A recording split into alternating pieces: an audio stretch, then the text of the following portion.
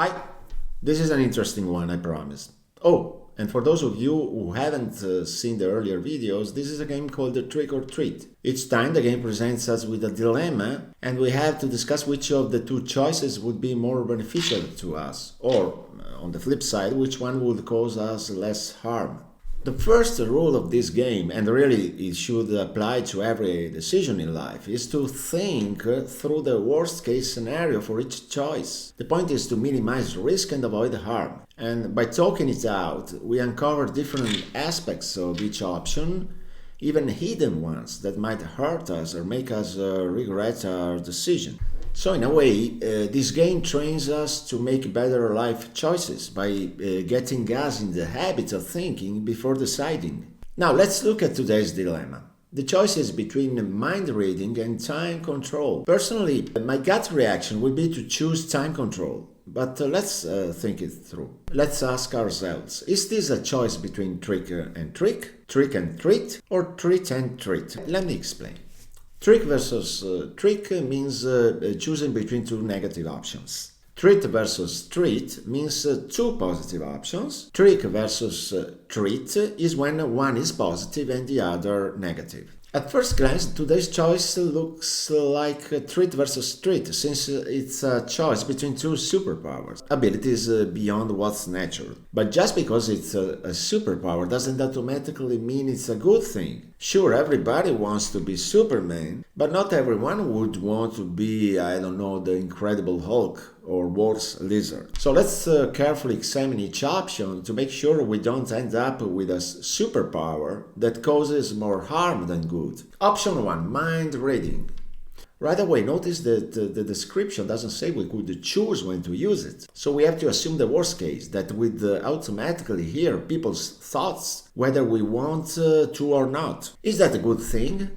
Honestly, I think there's no way this is a good thing. We just end up getting disappointed or hurt all the time by the random stuff our friends or family think in the moment. And the thing is, a lot of those thoughts are better left unsaid, because they don't really show how someone actually feels about us deep down. Our minds wander into weird or even pretty dark places sometimes, but that doesn't mean those thoughts are real opinions or things we actually want to do. If anything, they can help us understand ourselves better. Like when someone thinks about suicide, not because they want to do it, but to rule it out as an option. Well, in the end, they come out of that thought reassured and with a clearer understanding of themselves. Or take an extreme example. Maybe one day the thought crosses your mind of putting your cat in the microwave. Just the horror of that idea would immediately make you realize, no way, that's something I'd never do. That reaction reassures you of your compassion and humanity, reinforcing your moral compass and sense of self. So disturbing thoughts aren't necessarily proof that we are bad people. They're part of how our minds process possibilities and reinforce our values. They are a way, let's say, to reflect on ourselves. That said, there are some advantages to mind reading. You could sense when someone means you harm before they act for one. But honestly, we can already sharpen that skill through experience and intuition. There might also be niche uses, like in sports. Imagine knowing your opponent's next move, for example. But those are rare cases, and the downsides still outweigh the benefits. The juice just ain't worth the squeeze. In relationships, then total transparency is actually harmful. A little mystery, a little privacy is essential for healthy human connections. So those are my thoughts. Maybe you have other angles to add. Feel free to comment. Now let's talk about controlling time. In my opinion, the more interesting of the two, even if not necessarily the better. Right off the bat, I like the word control. It implies choice. That means I can use it or not use it. That for me is crucial. Now, the way I see it, controlling time can only mean three things: being able to slow it down, speed it up, and freeze it. Now, let's examine the first facet, the first component of the control time superpower. We could fast forward through boring or unpleasant periods for one. I mean hospital stays, waiting endless lines and stuff like that. But here's the question. Would we speed up too?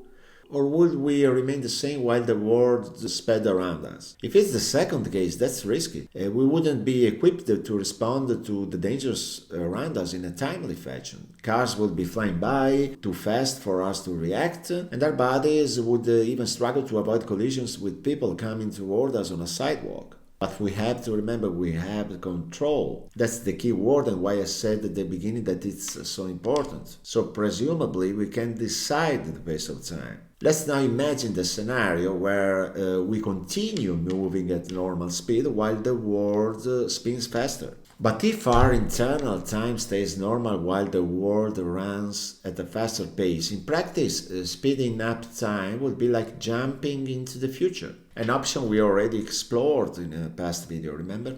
Imagine if we could make a year go by in just a minute. In an hour and a half, we could be in the year 2115, exploring a totally new world. But here's the thing, we'd still be the same age as when we started. Of course, it's not a bed of roses, and it almost never is. And the disturbing part is that by accelerating time by that amount, we'd watch the people and pets we love grow old and die in the blink of an eye. Even if you just skipped an hour, you'd lose 59 minutes you could have spent with them. And on top of that, during that skipped time, you couldn't interact with them at all anyway. In fact, that minute hardly counts because time would be moving so fast that we wouldn't be able to have any reaction at all. A problem, obviously, a very big one. So reality would be kissing the whole hour goodbye.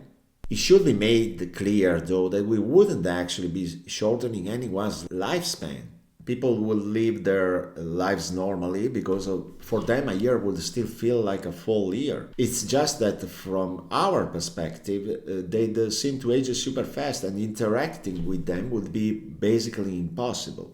Now, a new problem comes up. How would others see us if we sped up time? Well, if we experience the world around us moving at a breakneck speed, it's obvious we'd look proportionally slow to anyone else. We'd look as weird as a cat in a tuxedo trying to do Texas at a rock concert. If we sped up time so that, say, 100 minutes passed for every single one, we'd look 100 times slower to everyone else. A blink wouldn't last 0.2 seconds, it'd take 20 seconds.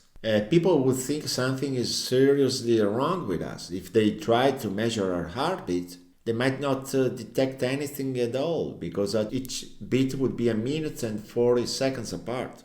Our heartbeat would be so slow that a doctor might declare us clinically dead. Of course, it wouldn't actually be like that because they'd hook us up to machines, monitor us, and be able to see that our hearts are still working, just extremely slowly. Same for our brain. It's safe to assume we'd become subjects of scientific study, but one thing's for sure.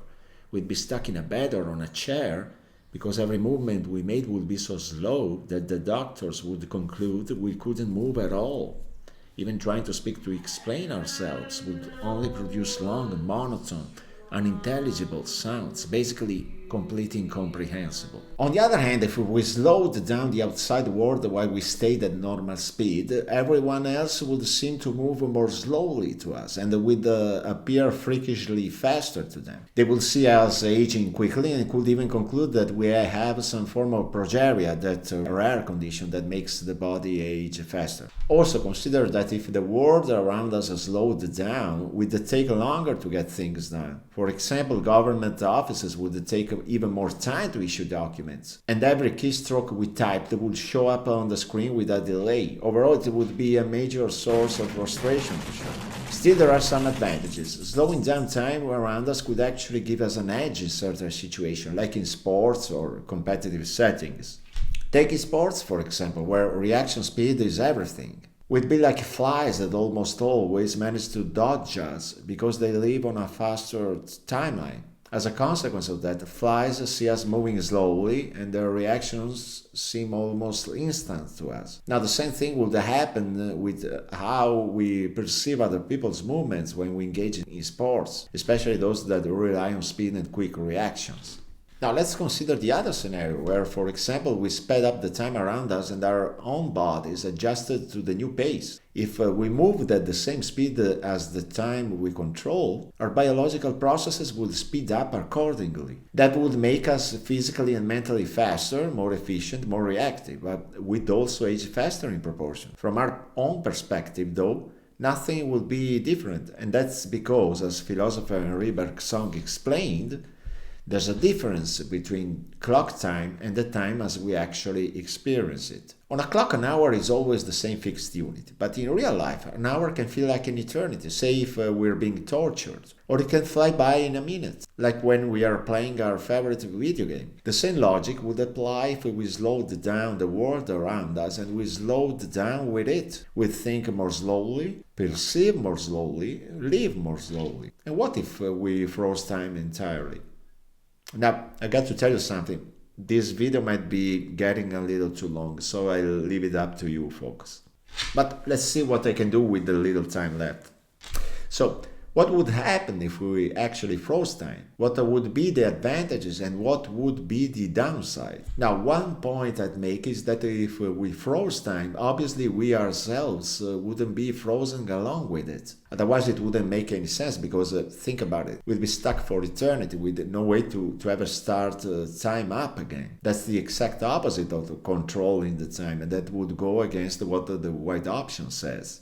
So maybe it's safe to assume that even if we froze time, we'd still be able to operate at normal speed, and that would come with its own set of advantages and disadvantages. One advantage is, I don't know, if someone tries to attack us, freezing time would let us avoid it and give us a chance to escape. That's just an example, of course. But the biggest downside I can think of is a pretty huge one. Nothing in the world would function. Electricity, communication, life itself, all frozen.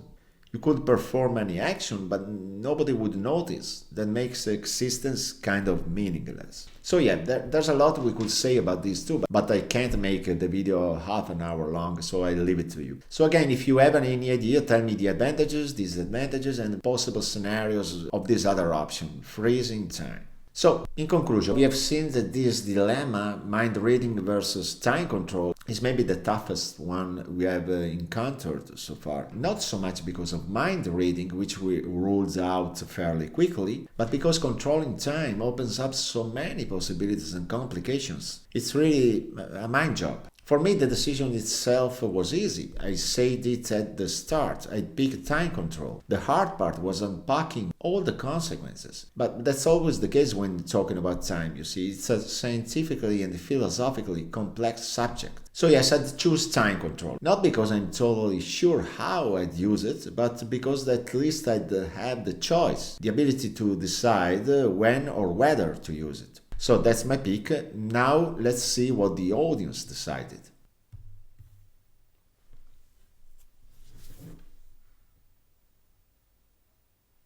Okay, 70% chose control time versus only 30% who chose read minds. And I bet it's for the same reasons I gave, more or less.